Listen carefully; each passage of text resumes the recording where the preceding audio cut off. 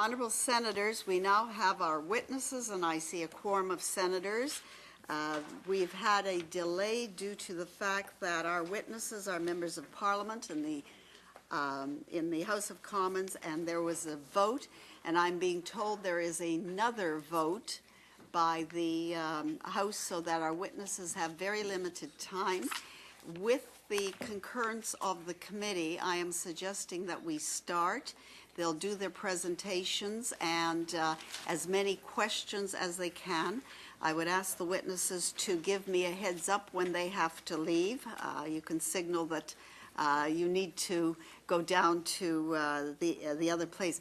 We cannot extend after that because we have another panel by video conference and at distance, so we have to keep to our timetable also. We are the Senate Standing Committee on Foreign Affairs and International Trade. We are seized with a study and a report on the establishment of a Charter of the Commonwealth as agreed to by the Commonwealth Heads of Government meeting in Perth, Australia, in October 2011, and its implications for Canada. We were asked by the Minister to do a consultation on the feasibility, advisability, and any other advice we can give with respect to a proposed charter for the Commonwealth. Before us today are Mr. Russ Hiebert, Member of Parliament and Chair of the federal branch of the Canadian Parliamentary Association, Canada. And Mr. Joe Preston, a member, both of course, the federal, but of the executive of the Canadian, representing the Canadian region on the Commonwealth Parliamentary Association. The Commonwealth Parliamentary Association is not unknown to the members here, as several of us have been long-standing members of the executive and of the Canadian Commonwealth Parliamentary Association.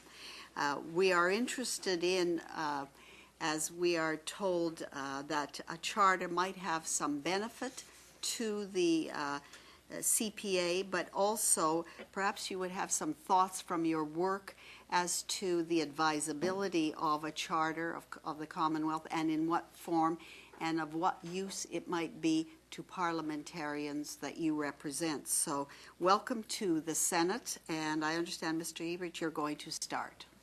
Welcome to the Senate. Thank you. Honourable Senators, I'd like to thank you for asking my fellow CPA member and I to address the committee as part of its study on the establishment of a Charter of Commonwealth and its implications for Canada. First, some background on the CPA and our interest in the establishment of a Commonwealth Charter. As many of you know, the Commonwealth Parliamentary Association, or the CPA, dates back to 1911, when it was founded as the Empire Parliamentary Association. Since this time, we've seen the CPA evolve. It adopted its current name in 1948, and its membership has expanded to include 175 legislative bodies worldwide, encompassing approximately 17,000 parliamentarians at the federal, provincial, and territorial levels. The CPA provides a valuable means through which legislators in the Commonwealth countries can consult each other on a regular basis, foster cooperation and mutual understanding, and promote good parliamentary practice. The CPA works to promote and enhance parliamentary democracy by building knowledge and understanding of democratic governance among Commonwealth countries. It organizes conferences, seminars, and workshops, publishes and disseminates parliamentary information, promotes effective management of legislatures, and encourages the exchange of knowledge and skills among its members. Canadian parliamentarians play a strong role in carrying out this educational mandate. As one of the Commonwealth's relatively older parliamentary democracies, we have the ability to share our experiences, successes, and challenges with emerging and developing democracies. The richness of Canada's experience as a parliamentary democracy allows our legislators to share their insights on a broad spectrum of issues, helping other parliaments to make well-thought-out and effective decisions. Now, I'd like to turn to the development of the draft charter we're currently considering. The latest meeting of the Commonwealth Heads of Government took place in Perth, Australia in October of 2011, and I accompanied the Prime Minister to that meeting. In Perth, it was agreed that a Charter of the Commonwealth be established. The Commonwealth has no constitution per se, and as such, its core principles and values have been set out in a number of different documents. 40 years ago, the purpose of the Commonwealth was outlined in the 1971 Singapore Declaration as being to promote world peace and support the United Nations, individual liberty and egalitarianism, opposition to racism, opposition to colonialism, the eradication of poverty, ignorance, disease, and economic inequality, free trade, institutional cooperation, multilateralism, and the rejection of international coercion. 20 years later, the Harare Declaration of 1991 reaffirmed much of the Singapore Declaration. And another 20 years on, we are again revisiting the question of what the Commonwealth stands for. I believe the willingness of the Commonwealth to ask itself this critical question about its raison d'etre is a reflection of its maturity and depth as an organization. From our perspective, the Eminent Persons Group recommendation that a Charter of the Commonwealth be established was welcome news. This endeavor to create a unifying document for the organization and the broader project of renewal within the Commonwealth are extremely important pursuits. The draft charter before us outlines the values and aspirations of the Commonwealth. These values include the peace and security, economic growth and development, multilateral global relationships, democracy, good governance, and the rule of law, equality and human rights, and the strengthening of civil society and the media, among others. These are fundamental principles, and we believe that Canadian parliamentarians, and indeed parliamentarians from across the Commonwealth, can play an important role in implementing and upholding them. Canadian parliamentarians already are on the forefront of promoting the very values and aspirations expressed in the proposed charter.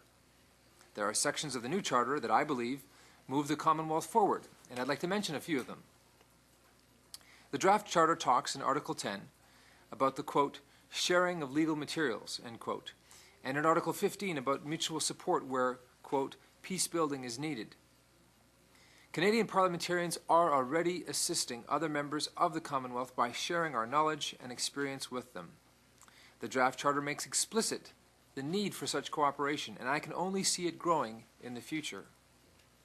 And then there's Article 23 of the draft charter, which states, and I quote, in the face of serious or persistent violations of the values expressed in this charter, silence on the part of the Commonwealth is not an option, end quote.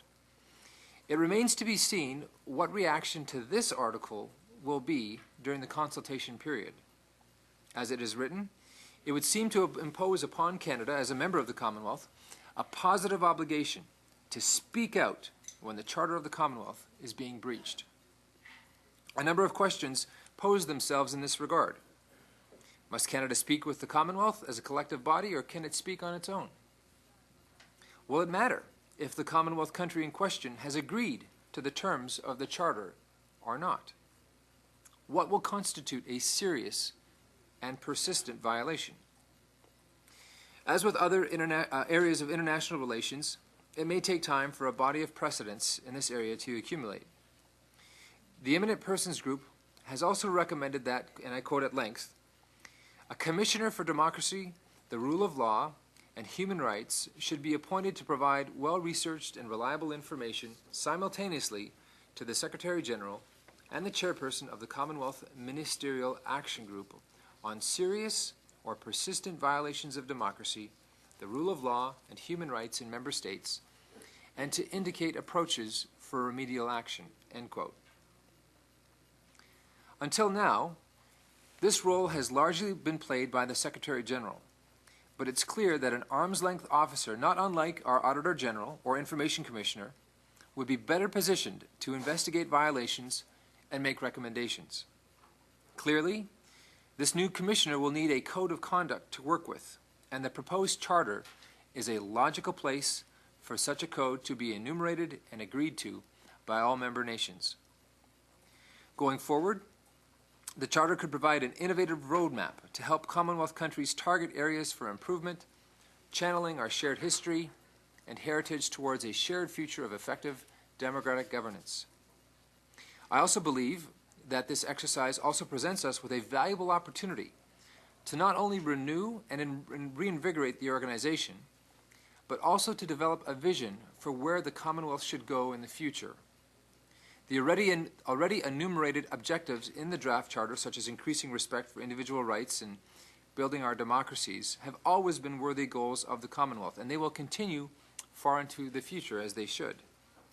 However, as was pointed out by one member of the Eminent Persons Group, simply restating the already enumerated objectives and aspirations of the Commonwealth does not by itself add value.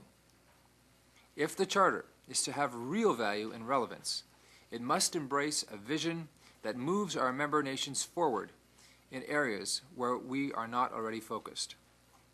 The Eminent Persons Group report suggested that national consultations like these, such as the one that your committee is currently engaged in, proposed recommendations for the Commonwealth heads of government should be considered.